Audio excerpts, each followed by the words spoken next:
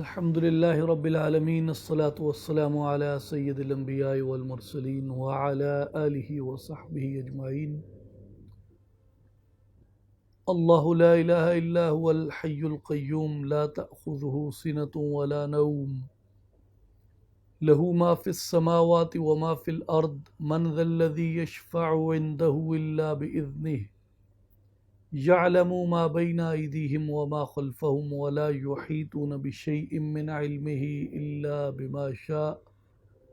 وسع كرسيه السماوات والأرض ولا يؤوده حفظهما وهو العلي العظيم. إن الله وملائكته يصلون على النبي يا أيها الذين آمنوا صلوا عليه وسلموا تسليما. الصلاة والسلام عليك يا رسول الله وعلى آلك وأصحابك وأزواجك يا حبيب الله يا محبوب الله یا محمد رسول اللہ صلی اللہ علیہ وسلم. قابل احترام ساتھیوں اور بھائیوں اور بہنوں، السلام علیکم ورحمۃ اللہ وبرکاتہ. آج شب معراج ہے اور آج سے ہم ایک بہت اپنی خوش نصیبی اخذ کرتے ہیں کہ ہمیں اللہ تعالیٰ نے اس امت میں پیدا فرمایا جس امت کے نبی کو اللہ تعالیٰ نے ان نعمتوں سے سرفراز فرمایا جو آپ صلی اللہ علیہ وآلہ وسلم کا خاصہ ہیں انبیاء کرام کے اندر. ان میں آج کی رات ہے، شب معراج ہے. شب معراج کے حوالے سے آپ علماء کرام سے، لوگوں سے مختلف باتیں، مختلف ان سے آپ اس کے اسرار، اس کے عجائبات، اس کے رموز سنتے ہیں، اور خاص طور پہ آپ صلی اللہ علیہ وآلہ وسلم نے اعمال کے حوالے سے کہ کن اعمال کے کیے جانے پہ آپ نے جنتیوں کو جنت میں خوش دیکھا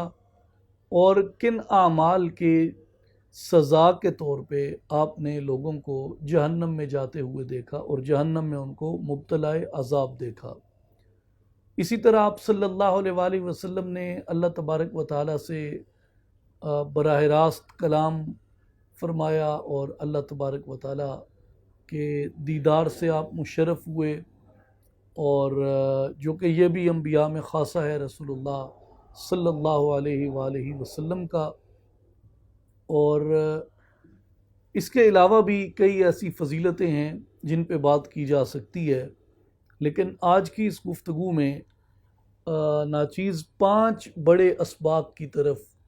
ایک توجہ دلانا چاہتا ہے، جو کہ یقیناً سب کے علم میں ہے، لیکن مل بیٹھنے کا مقصد کسی نہ کسی طرح اپنے آپ کو حضور علیہ السلام کے ذکر میں مشغول رکھنا اور آپ کی حیات مبارک سے اپنے لیے سبق حاصل کرنا ہے. تو معراج کے 5 بڑے اسباق ہیں، ان پہ ہم غور کریں گے آج، مختصراً ان کو ذہن نشین کریں گے، جن میں پہلی چیز جو ہے وہ یہ ہے کہ رسول اللہ صلی اللہ علیہ وآلہ وسلم کو اللہ تبارک و تعالیٰ نے جو معراج ہے یہ جسمانی عطا فرمایا، جس پہ قرآن مجید کی آیت مبارکہ ہے کہ سبحان الذی اسریٰ بعبدہ لیلا من المسجد الحرام الی المسجد الاقصی، کہ پاک ہے وہ ذات جو راتوں رات لے گیا اپنے بندے کو مسجد حرام سے مسجد اقصی کی طرف. تو یہاں پہ اللہ تبارک و تعالیٰ نے اپنی پاکی کا اظہار کر کے فرمایا کہ وہ ذات پاک ہے، اس کے لیے پاکی ہے جو لے گیا کس کو؟ اپنے بندے کو. اور یہاں پہ رسول اللہ صلی اللہ علیہ وآلہ وسلم کے آپ کی شان عبدیت کو بیان فرما کے اللہ تعالیٰ نے آپ کے سفر معراج کا بیان فرمایا. تو اس سے جو امت کے اکابرین ہیں انہوں نے اس کو یہ بیان کیا کہ اس سے مراد آقا علیہ الصلوۃ والسلام کی جسمانی معراج ہے، جس کے اوپر تبصرہ کرتے ہوئے حکیم الامت علامہ اقبال رحمۃ اللہ علیہ فرماتے ہیں کہ سبق ملا ہے یہ معراج مصطفیٰ سے مجھے کہ عالم بشریت کی زد میں ہے گردوں، تو وہ یہاں جو بشریت کا لفظ ہے وہ عبد کے ساتھ کو ریلیٹ کر کے حضرت علامہ اقبال رحمۃ اللہ علیہ نے اس کو بیان فرمایا۔ ایک تو ہمیں یہ ذہن نشین رکھنا چاہیے کہ اللہ تعالیٰ نے نبی کریم صلی اللہ علیہ وآلہ وسلم کو اپنی قدرت خاص کے ساتھ یہ سفر معراج کا آپ کو کروایا، اور آپ پہلے مکہ سے مسجد اقصیٰ تشریف لے گئے اور مسجد اقصیٰ سے آپ آسمانوں کی طرف تشریف لے کے گئے۔ اس کے بعد جو دوسرا بڑا سبق اس سے ہمیں اخذ ہوتا ہے آج کی اس مقدس محترم رات سے، وہ نماز ہے کہ رسول اللہ صلی اللہ علیہ وآلہ وسلم کی امت پہ 50 نمازیں فرض ہوئیں، پھر حضرت موسیٰ علیہ السلام کے بار بار عرض کرنے پہ وہ نمازوں کی جو تعداد تھی وہ 5 کر دی گئی، اور اس لیے جو مسلمان کی نماز کو معراج کہا گیا، اس کی ایک نسبت تو آج کی رات سے ہے، اور دوسری نسبت اس کو یہ ہے کہ آپ جتنا زیادہ انہماک میں جاتے ہیں اتنا زیادہ آپ کو اللہ تبارک و تعالیٰ کا قرب نصیب ہوتا ہے، یعنی نماز ذریعہ قرب ہے، ذریعہ قرب الہی ہے، تو یہ آج کی رات ہمیں نصیب ہوئی۔ تیسری جو اہم بات ہمیں اپنے ذہن میں رکھنی چاہیے وہ یہ ہے کہ رسول اللہ صلی اللہ علیہ وآلہ وسلم نے آج کی رات انبیاء کرام کی امامت فرمائی مسجد اقصیٰ کے اندر، جس وجہ سے آپ کو امام الانبیاء کہا جاتا ہے۔ تو جتنے انبیاء تھے، جتنے رسول تھے، وہ سب اقتداء میں تھے، اور ان سب کے امام مصلی امامت پہ سیدی رسول اللہ صلی اللہ علیہ وآلہ وسلم تھے، اور یہ آپ کی فضیلت ہے دیگر تمام امتوں کے انبیاء کے اوپر کہ سب انبیاء آپ کی اقتداء کے اندر آئے، انہوں نے آپ کے پیچھے نماز ادا کی، اور رسول اللہ صلی اللہ علیہ وآلہ وسلم نے ہمیں یہ بشارات دیں کہ آخری زمانے میں سیدنا عیسیٰ علیہ السلام کا ظہور ہوگا، اور سیدنا عیسیٰ علیہ السلام جب تشریف لائیں گے تو وہ رسول اللہ صلی اللہ علیہ وآلہ وسلم کی امت میں تشریف لے کے آئیں گے، اور سیدنا امام مہدی علیہ السلام کی رسول اللہ صلی اللہ علیہ وسلم نے بشارات عطا فرمائیں کہ آخری زمانے میں آپ تشریف لے کے آئیں گے، اور ان کے لیے حضور نے یہ بات بھی فرمائی کہ وہ حضور نے فرمایا کہ میرا بیٹا ہوگا، جس سے علماء سلف صالحین نے یہ اخذ فرمایا کہ سیدنا امام مہدی علیہ السلام کا تعلق خانوادہ رسول صلی اللہ علیہ وآلہ وسلم سے ہوگا۔ تو حضور علیہ السلام نے اپنی امت کو اور اپنے صحابہ کو آپ نے کمال تبسم سے فرمایا کہ وہ وقت یاد کرو کیسا ہوگا جب عیسیٰ علیہ السلام میرے ایک امتی کی اقتداء میں نماز ادا کریں گے، یعنی امام مہدی علیہ السلام مصلی امامت پہ ہوں گے اور سیدنا عیسیٰ علیہ السلام ان کی اقتداء میں نماز پڑھیں گے۔ تو یہ تو شان حضور علیہ السلام نے اپنے ایک امتی سیدنا امام مہدی علیہ السلام کا بیان کیا، تو وہ وقت کتنا حسین اور کتنا خوبصورت ہوگا جب سرکار دو عالم صلی اللہ علیہ وآلہ وسلم خود مصلی امامت پہ جلوہ فرما ہوں گے، اور تمام انبیاء کرام سیدنا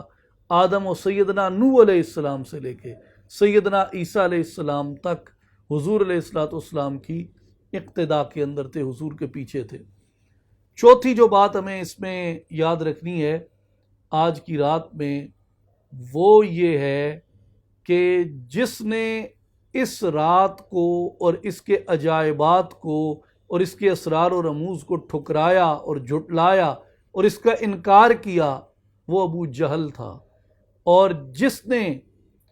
ان واقعات کی تصدیق کی اس کو صدیق بنا دیا۔ تو جو صدیق تھے وہ آج کی اس شب کی برکت سے اس کی تصدیق کرنے پہ، حضور علیہ السلام کی معراج کو ماننے پہ وہ صدیق کہلائے۔ صدیق تصدیق تحقیق کیتا جڑا من رانی یان جانے، جے اللہ ہادی پہچان لیا او علمہ البیان جانے۔ تو بات یہ ہے کہ سیدنا صدیق اکبر رضی اللہ تعالیٰ عنہ کو جو صدیق کا یہ لقب ملا،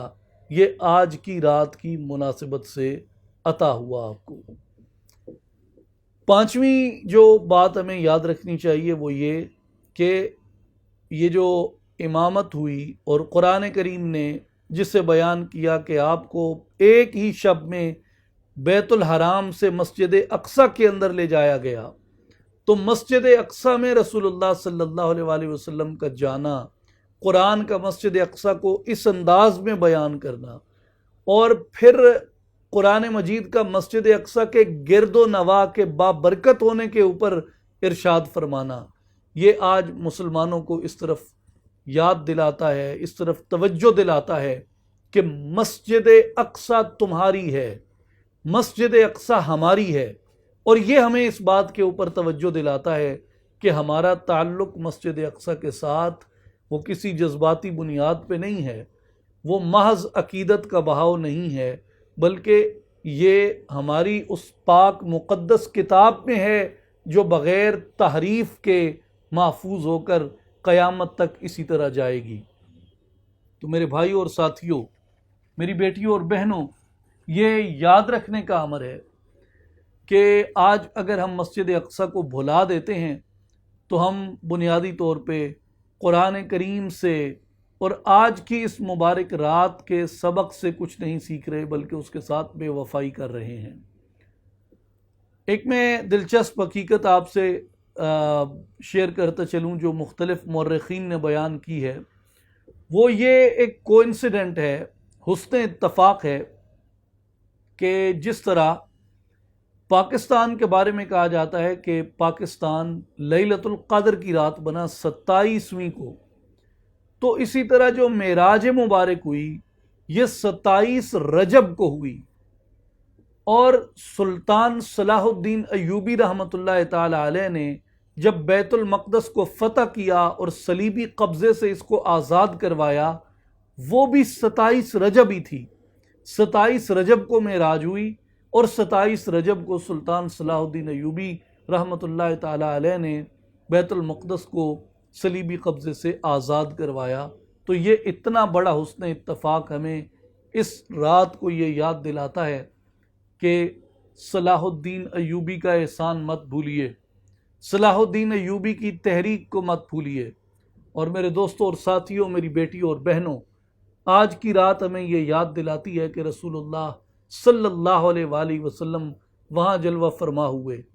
اور نہاوند فتح ہوا۔ امیر المومنین چل کے نہاوند نہیں گئے،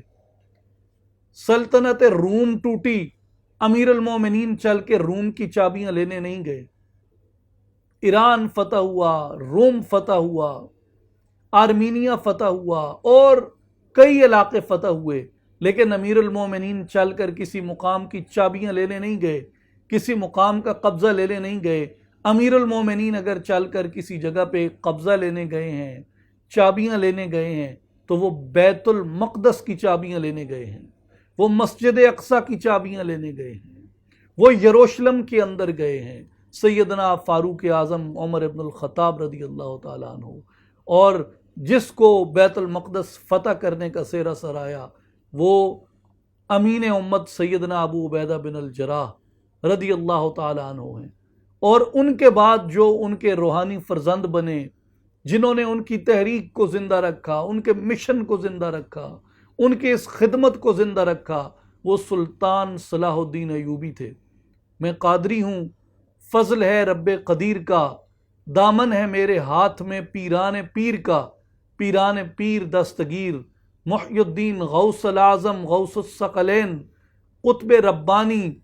محبوب سبحانی، شہباز لامکانی، سیدی عبد القادر الجیلانی الحسنی الحسینی البغدادی رضی اللہ تعالیٰ عنہ کے فرزند سیدنا عبدالعزیز بن عبد القادر الجیلانی رضی اللہ عنہما، آپ بھی بیت المقدس کے معرکوں میں سلطان صلاح الدین ایوبی کے شانہ بشانہ تھے، اور سلطان صلاح الدین ایوبی کرد قوم سے تعلق رکھتے تھے، اور آج بھی کردوں کی اکثریت قادری ہے، اور اس وقت بھی سلطان صلاح الدین ایوبی جو تھے وہ سیدنا غوث الاعظم رضی اللہ تعالیٰ عنہ کے مریدین میں سے تھے، ان کے والد بھی حضور غوث پاک کے مریدین میں سے تھے۔ تو ان کے لشکر کے جتنے بڑے بڑے امراء تھے، علماء تھے، ان کے جو سب سے قریبی عالم تھے موفق الدین ابن قدامہ المقدسی رحمۃ اللہ تعالی علیہ، وہ حضور غوث پاک کے شاگردوں میں سے تھے۔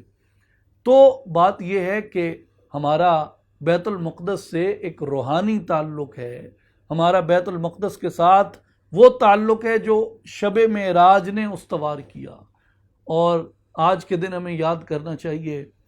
خلیفہ سلطان عبدالحمید ثانی کو، جس نے کہا تھا کہ میں مسجد اقصیٰ جس علاقے میں ہے یروشلم کا اور فلسطین کا،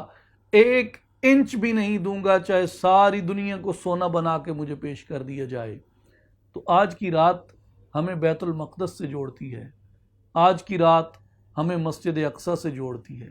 اور آج کی رات ہمیں یہ سوچنے پہ مجبور کرتی ہے کہ یہ undivided capital of a Zionist state کس طریقے سے بن سکتا ہے یروشلم، جس سے میرا تعلق قرآن نے قائم کیا۔ یہ سوال آج امرائے عرب کو سوچنے کا ہے، یہ سوال آج پاکستان کو، ملائیشیا کو، ترکی کو، عجم کو، فار ایسٹ کو، سینٹرل ایشیا کو اور دنیا کے کونے کونے میں بسنے والے مسلمانوں کو سوچنے کا ہے کہ شب معراج ہے، اور سرکار دو عالم صلی اللہ علیہ وسلم نے زمین سے زمین تک کا سفر کیا، مکہ سے اقصیٰ تک، لیکن زمین سے آسمان تک کا سفر حضور کا مسجد اقصیٰ سے شروع ہوا۔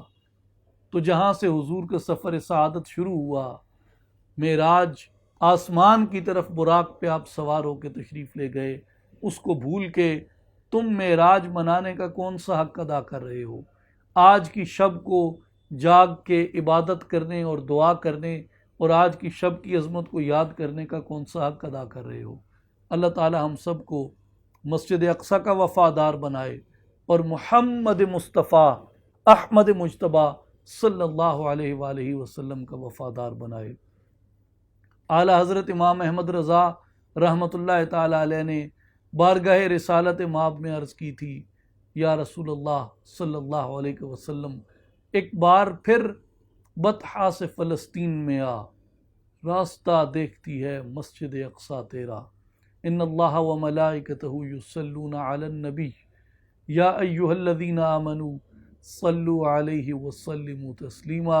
اللہم صل علی سیدنا و مولانا محمد وعلی آل محمد وبارک وسلم، وآخر دعوانا ان الحمد للہ رب العالمین۔